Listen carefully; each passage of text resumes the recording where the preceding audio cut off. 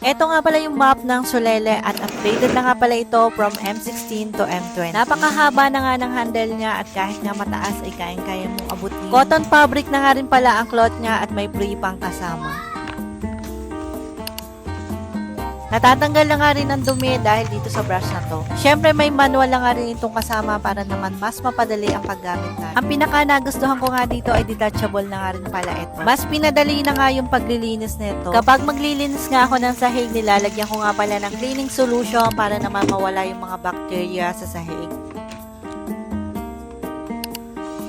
Sobrang thankful ko nga sa mga gamit na ganito kasi mas pinadali ang paglilinis ko sa araw-araw. Kapag may anak ka nga, hindi talaga maiiwasan yung mga ganitong kalat. Hindi mo na nga kailangan magpalit-palit ng tubig kasi naman nahihiwalay niya ang malinis na tubig sa maduming tubig. Uulitin ko nga pala na ito yung M20 ng Solele at upgraded version na nga siya ng M16.